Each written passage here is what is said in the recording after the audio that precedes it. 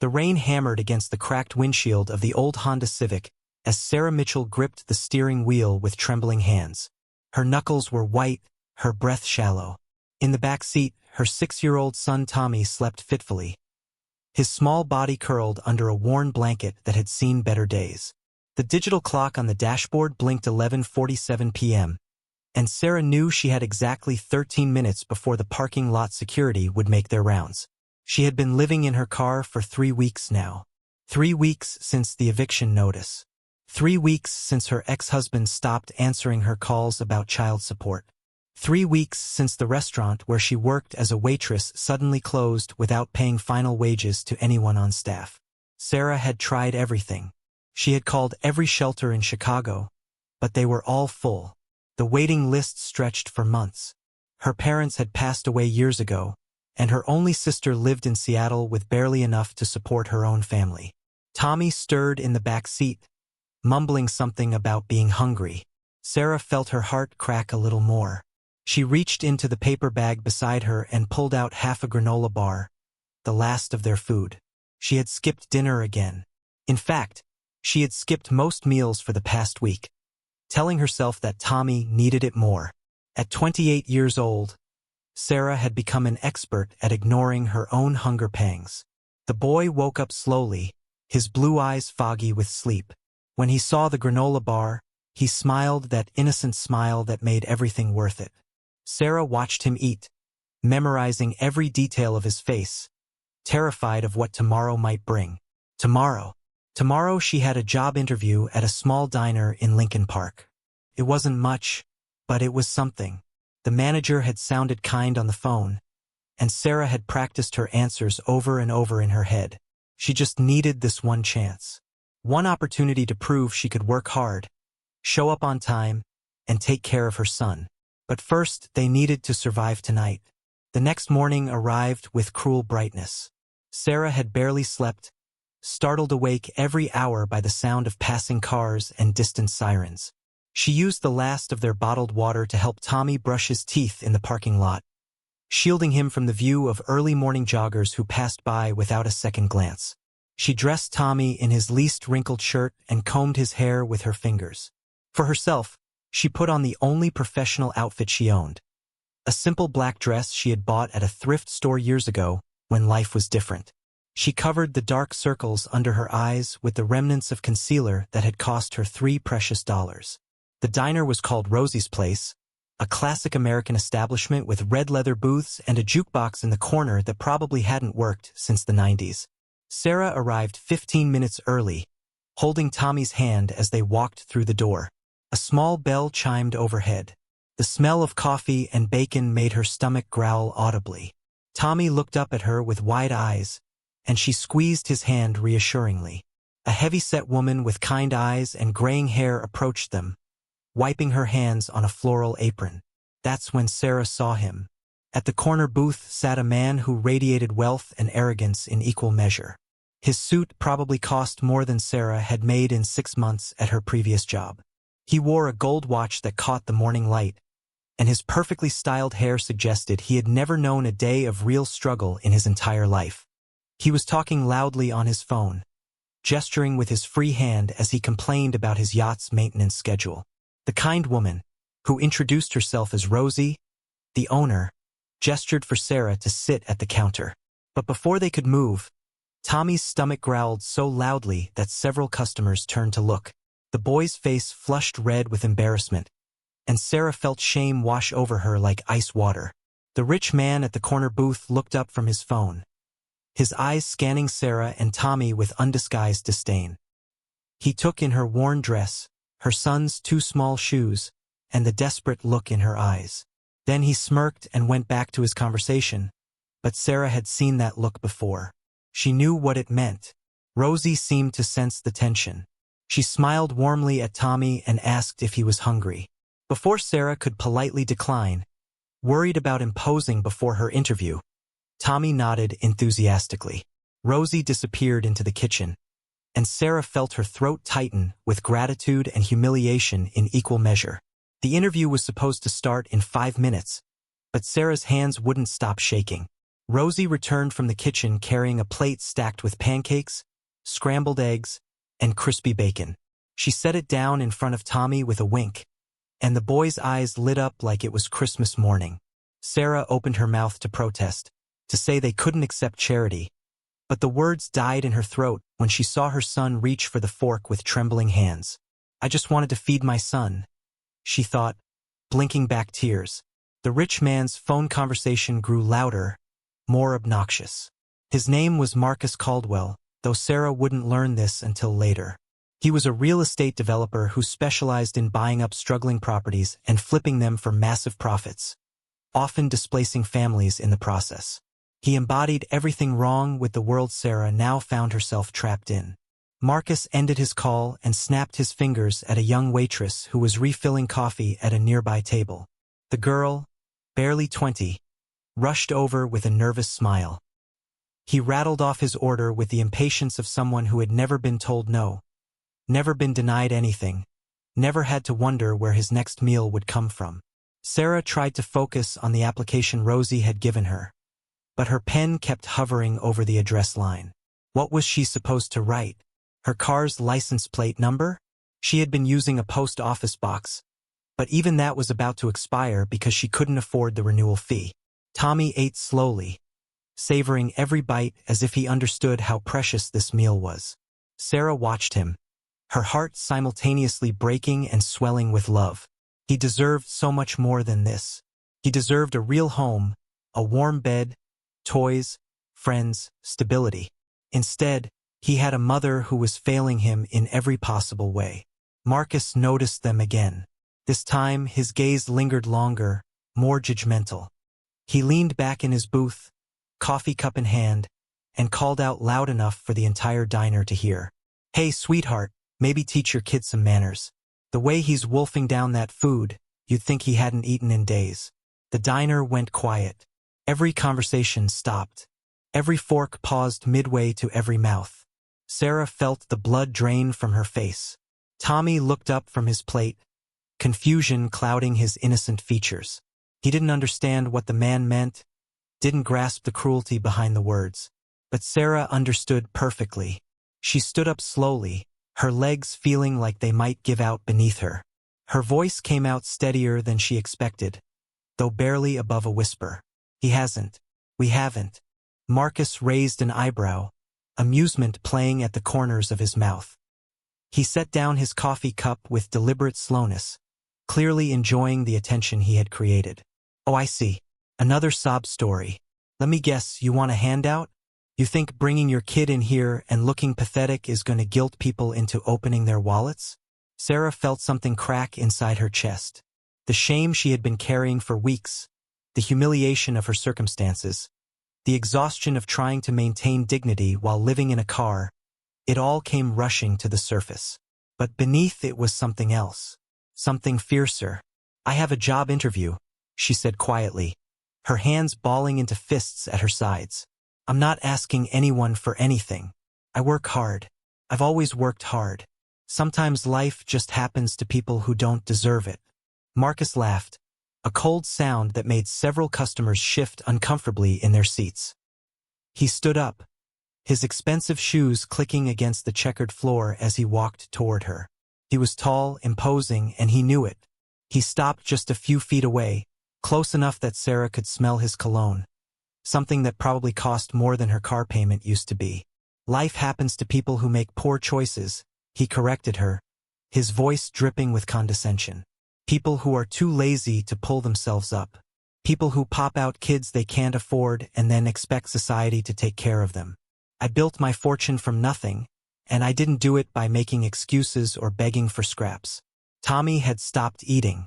His small hand reached out and grabbed Sarah's, squeezing tight.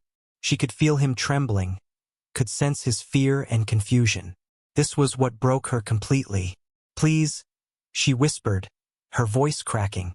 Please don't do this in front of my son. Marcus opened his mouth to respond, his smirk widening. But before he could speak, the bell above the diner door chimed, and everything changed. The man who walked through the door of Rosie's place commanded attention without saying a word. He was in his mid-50s, with silver hair slicked back and a face that told stories of 1,000 battles fought and won. His suit was impeccable, charcoal gray with subtle pinstripes, but it was his eyes that truly set him apart. Dark, calculating, and impossibly cold. 3 men followed behind him, each one built like a brick wall, their presence filling the small diner with an electric tension. The entire restaurant seemed to hold its breath. Marcus Caldwell, who had been mid-sneer at Sarah, froze. His face went through a remarkable transformation, cocky arrogance melting into something that looked suspiciously like fear. He took an unconscious step backward, nearly tripping over his own expensive shoes.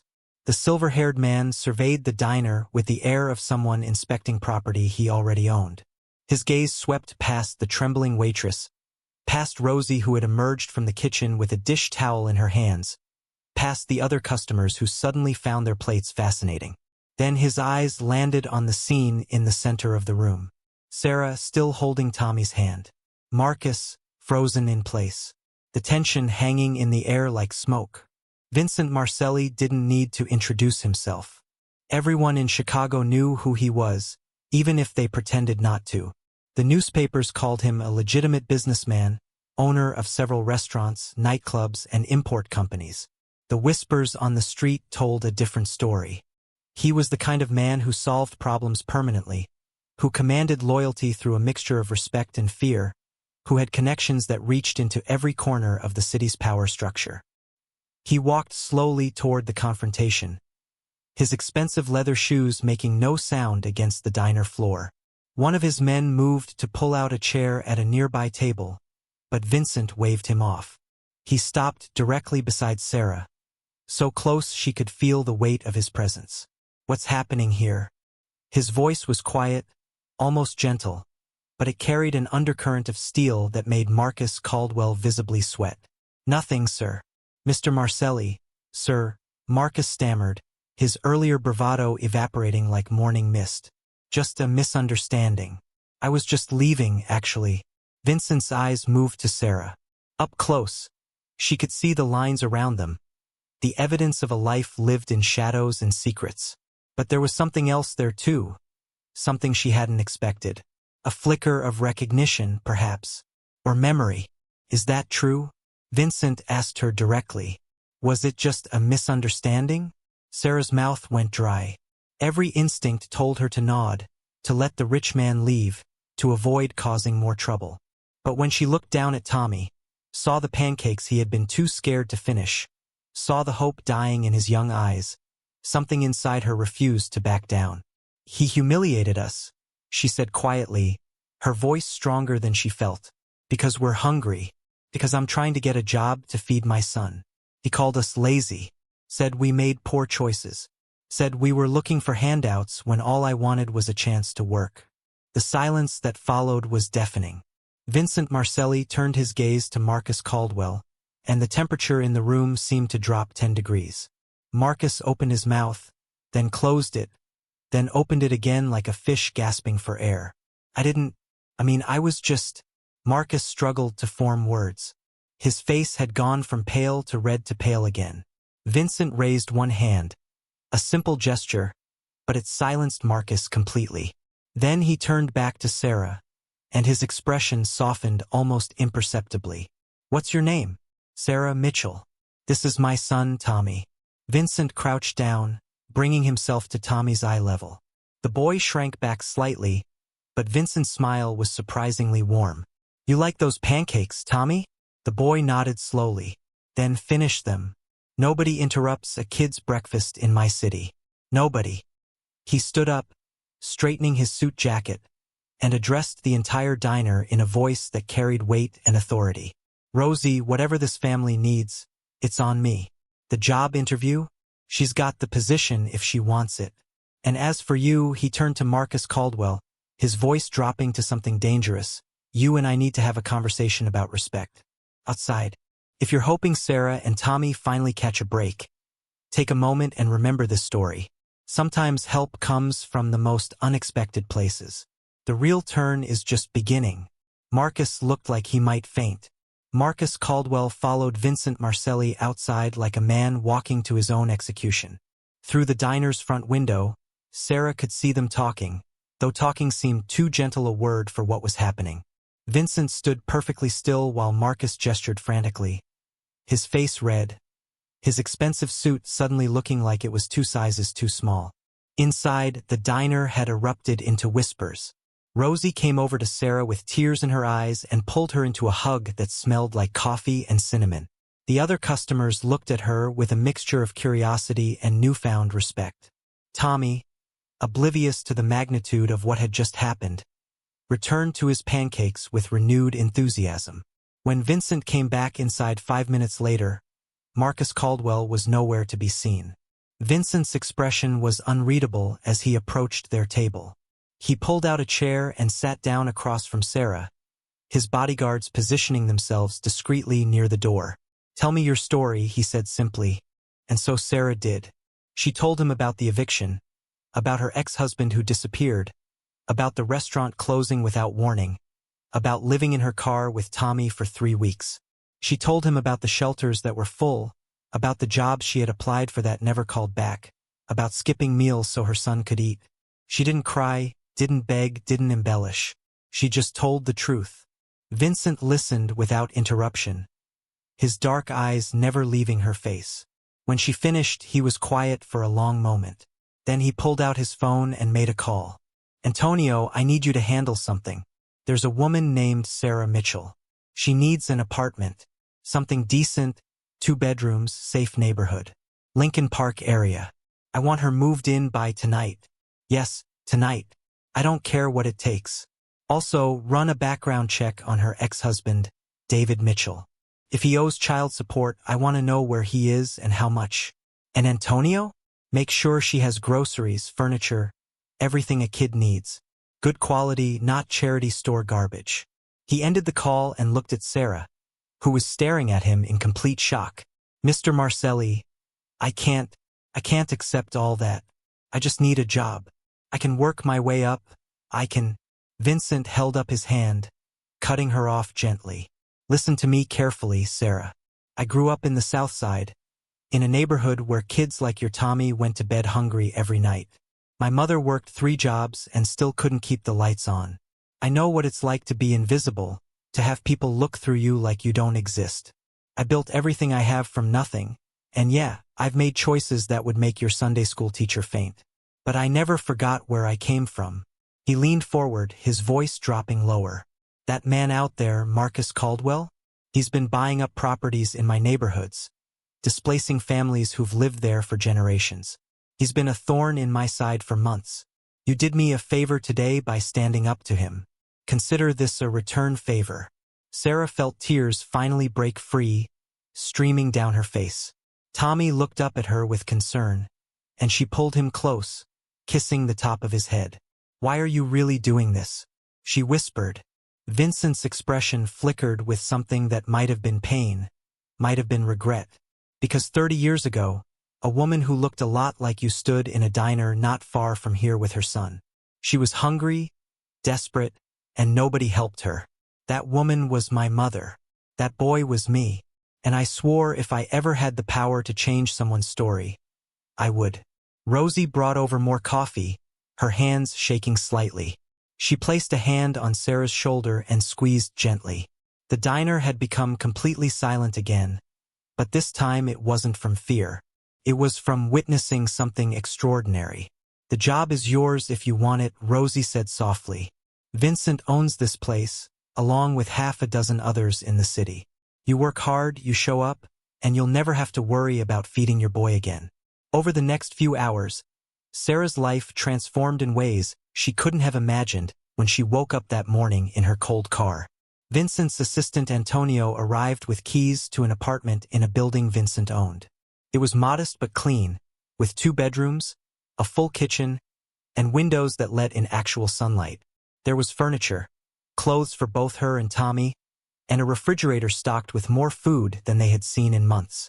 But the real miracle came 2 days later when Antonio showed up at Rosie's place during Sarah's first official shift. Antonio walked into Rosie's place with a manila folder tucked under his arm and an expression that Sarah had learned meant good news. She was wiping down tables during the afternoon lull, her uniform crisp and clean, her hair pulled back in a neat ponytail. 3 days into her new job, and she still couldn't believe this was real life. "Mrs. Mitchell," Antonio said, gesturing to an empty booth.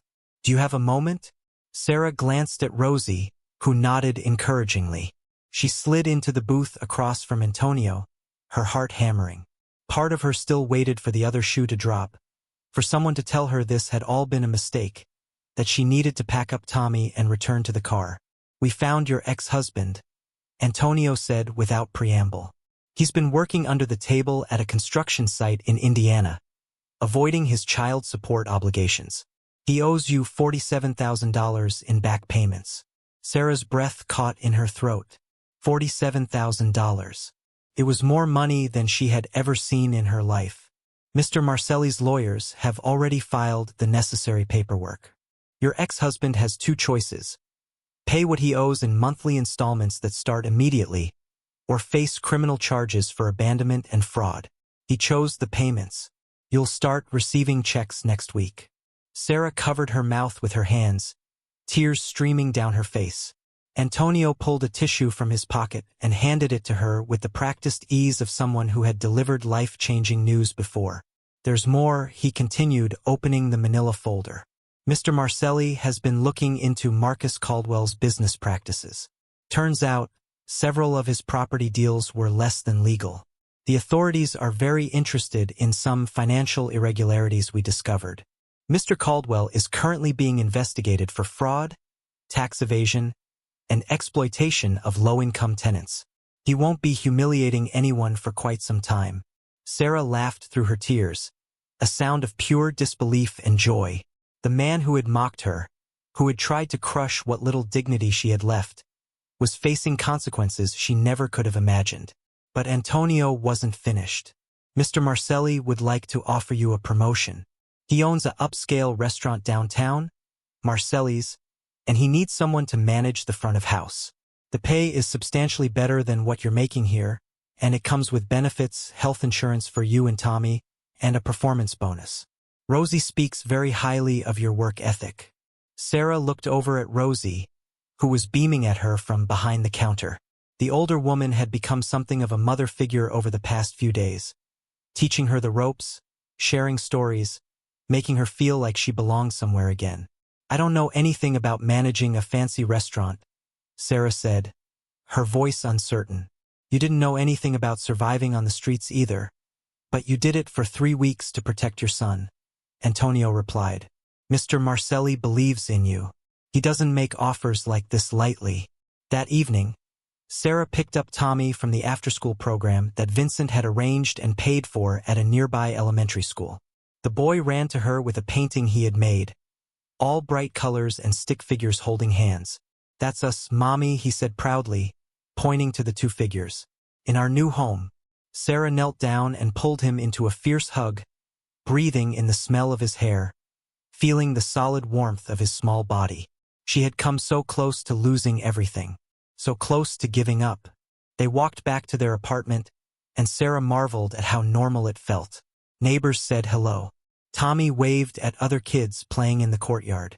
They rode the elevator to the 3rd floor, and Sarah unlocked the door to their home. Their home. That night, after Tommy was asleep in his own bed, in his own room, Sarah sat on the small balcony overlooking the street. She thought about Marcus Caldwell's words in the diner, about lazy people making poor choices. She thought about how close she had been to believing him, to internalizing that shame and carrying it forever. Her phone buzzed. A text from Vincent Marcelli, something that still felt surreal. The message was simple. "You start at Marcelli's next Monday. Don't be late. My mother would have liked you." Sarah typed back a reply, "I won't let you down." She looked out at the Chicago skyline, at the lights of a city that had almost destroyed her but had also saved her. She thought about second chances, about unexpected angels who wore expensive suits and carried dangerous reputations. She thought about Tommy sleeping peacefully in the next room, his belly full, his future suddenly bright. And for the first time in months, Sarah Mitchell allowed herself to hope. 2 years later, Sarah Mitchell stood in the main dining room of Marcelli's, overseeing the final preparations for the evening service. The restaurant gleamed with polished silver and crystal glasses, soft jazz playing in the background. She wore a tailored black suit that she had purchased with her own money, her hair styled professionally, her confidence radiating from every gesture. She was no longer the desperate woman who had walked into Rosie's place begging for a chance. She was the general manager of one of Chicago's most prestigious restaurants, respected by her staff, trusted by Vincent Marcelli, and finally truly thriving. Tommy was 8 now, enrolled in a good school where he excelled in art and math. He had friends, hobbies, and a stability that Sarah had once only dreamed of providing. The child support payments from her ex-husband had been deposited faithfully every month, and Sarah had put most of it into a college fund for Tommy. She never wanted him to struggle the way she had. The front door opened, and Vincent Marcelli walked in with his usual entourage. He came by once a week, always unannounced, always observant. But over the past 2 years, their relationship had evolved into something resembling genuine friendship. He had become a mentor, a protector, and occasionally a father figure to Tommy. "How are we looking tonight?" Vincent asked, surveying the room with his critical eye. "Fully booked," Sarah replied with a smile. "We have a waiting list of 30 people hoping for cancellations. The new menu items are getting excellent reviews." Vincent nodded approvingly. He walked through the dining room, stopping to adjust a flower arrangement here, straighten a tablecloth there. Then he turned to Sarah with an expression she had learned to recognize as pride. "I have something for you," he said, pulling an envelope from his jacket pocket. Sarah opened it carefully. Inside was a check for $50,000 and a letter. Her hands trembled as she read it. The letter explained that Vincent was expanding his restaurant empire and wanted Sarah to be a partner in a new venture. Not an employee, but an actual owner with equity. The check was his investment in her, a loan with extremely favorable terms that he knew she would pay back because he trusted her completely. "Mr. Marcelli, I can't. This is too much," Sarah whispered. Vincent placed a hand on her shoulder, his eyes serious. "2 years ago, you stood in a diner and refused to let a bully break you, even when you had nothing. You protected your son's dignity and your own, even when the world told you that you didn't matter. That kind of strength is rare, Sarah. That kind of character is what builds empires. I'm not giving you charity. I'm making a smart business investment." Sarah felt tears prick her eyes, but she blinked them back. She had cried enough tears of desperation. These were tears of gratitude, of accomplishment, of dreams coming true. Later that night, after the last customer had left and the staff had gone home, Sarah locked up the restaurant and walked to her car. Not the old Honda Civic she had lived in. She had sold that months ago to a single mother in a similar situation, paying it forward the only way she knew how. Now she drove a reliable Toyota, nothing fancy, but it was hers and it ran perfectly. She drove to Tommy's school to pick him up from the after-school art program he loved. When she saw him running toward her, his backpack bouncing, his face lit up with joy, her heart swelled with emotions she couldn't quite name. On the way home, they stopped at Rosie's place. Sarah tried to visit at least once a week, bringing Tommy along to remind him where they had come from. Rosie always had pancakes waiting for him, and she and Sarah would talk over coffee about life, about second chances, about the unexpected ways the universe sometimes delivers exactly what you need. As they sat in their old booth, the same one where everything had changed, Sarah looked around the diner. She saw other families struggling, other single mothers with that same desperate look she once wore. Before they left, she quietly paid for the meals of 3 families who looked like they needed it most. She never told them who had covered their bill. She just asked the waitress to say that someone remembered what it was like. Driving home that night, Tommy fell asleep in the back seat. Sarah glanced at him in the rearview mirror, his peaceful face illuminated by passing streetlights. She thought about Marcus Caldwell, who was currently serving time for his crimes. She thought about Vincent Marcelli, who had given her not just money but belief in herself.